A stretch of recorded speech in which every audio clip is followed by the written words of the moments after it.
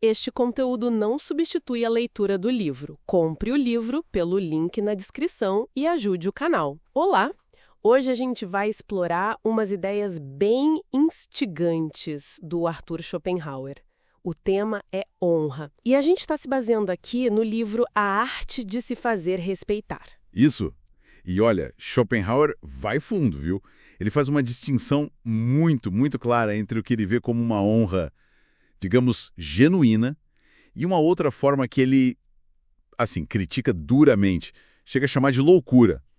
A ideia aqui é a gente desvendar essa separação que ele faz e entender por que isso era tão importante para ele. Parece intenso. Então vamos lá, ele começa definindo honra de um jeito até familiar, né? A opinião dos outros sobre o nosso valor. Exato, começa por aí. Mas logo em seguida, ele já adiciona uma camada. Ele diz que essa opinião só importa mesmo por causa do efeito prático. Efeito prático? Como assim? É tipo, como as pessoas agem com a gente por causa dessa opinião. Não é um valor absoluto intrínseco, sabe? É mais relativo. E ele até cita o Gracian, né? Dizendo que muitas vezes a aparência conta mais que a essência. As coisas não são pelo que são, mas pelo que parecem. Ah, entendi. Então é mais sobre a reputação e como ela funciona na prática, e ele diferencia isso de fama, certo? Totalmente. Fama, para ele, viria de conquistas, de feitos extraordinários. Uma coisa que você busca ativamente. Já a honra, essa que ele discute primeiro, está ligada a qualidades que, espera-se que todo mundo tenha. É quase o padrão, o esperado. Como se fosse um pré-requisito. Isso. Você não precisa provar que tem. A presunção é que você tem, até que você fale. Por isso ele fala que tem um caráter negativo. Negativo como? No sentido de que não se trata de ter qualidades excepcionais, mas de não ter certas falhas básicas. Não mentir, cumprir a palavra, essas coisas. Faz sentido. É mais sobre não decepcionar as expectativas básicas. E imagino que isso se aplique de formas diferentes, dependendo do contexto. Exatamente. Ele entra nesses detalhes. Fala da honra privada, que é essa da confiança do dia a dia, nos negócios, na palavra dada, essencial para a sociedade funcionar, né? Aí tem a honra pública, ligada aos cargos, aos deveres que a pessoa assume. E ele fala da honra sexual também, né? Essa parte parece complexa. Sim. É uma análise que, para a época, era bem controversa. Ele via muito como uma convenção social, quase um pacto coletivo, um esprit de corpo, especialmente entre as mulheres, para garantir uma certa ordem social, status, enfim. Ok, essa parte daria uma discussão inteira só para ela. Mas o ponto-chave dele parece ser o contraste disso tudo com a tal honra cavalheiresca.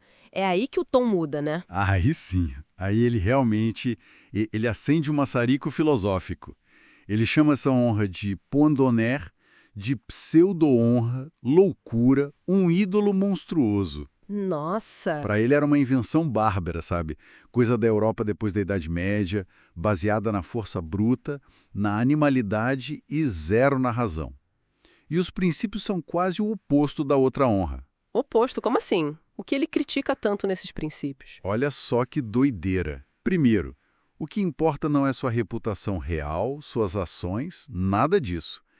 É a expressão pública da opinião. Uma ofensa dita em voz alta, mesmo sem fundamento, pronto, já manchou a honra. Que sensível, hein? Extremamente. E segundo, a sua honra não depende do que você faz, mas do que você sofre. Uma ofensa verbal, uma injúria e, o pior de tudo, um golpe físico. Um tapa, um soco. Isso. Por esse código maluco, levar um golpe era o summum malum, o mal supremo, pior que qualquer outra coisa. Pior que ser injusto, pior que tudo. Meu Deus, que inversão total de valores!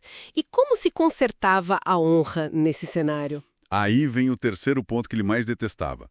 A reparação não vinha provando seu valor ou desmentindo a ofensa. Vinha pela força. Pelo duelo. O duelo? O duelo. Ou, se não rolasse o duelo, pela escalada da violência verbal, da intimidação, o tal da vantagem. A grosseria e a força física viravam um juiz final. A razão, mérito, esquece. Ele devia achar isso um retrocesso completo. Exato. Um resquício puro do direito do mais forte. Ele fica o tempo todo comparando com os gregos e romanos antigos. Lembra a história de Temístocles? Vagamente. Quando o ameaçaram bater nele numa discussão, ele disse: bate, mas escuta. Ou pensa em Sócrates, que aguentava insulto, até empurrão, sem achar que a honra dele estava em jogo. Porque para eles, a honra vinha de dentro, do caráter, das ações. Não do que um Zé Ninguém dizia ou fazia contra eles. Que diferença gritante. Uma honra interna versus uma honra totalmente externa e reativa. Precisamente. A honra antiga focava no que você é, a cavalheiresca, no que fazem com você e como você reage, com violência, de preferência. Ele até usa aquela história meio cômica, meio trágica, do Desglans, lá do Diderot, que entrou numa espiral de duelos mortais por causa de um ovo que espirrou nele. Um ovo? Sério? Sério, para mostrar o nível do absurdo que ele via nessa honra moderna, focada na susceptibilidade, na imagem, na violência. Então, para a gente amarrar aqui, a grande sacada do Schopenhauer é essa oposição radical.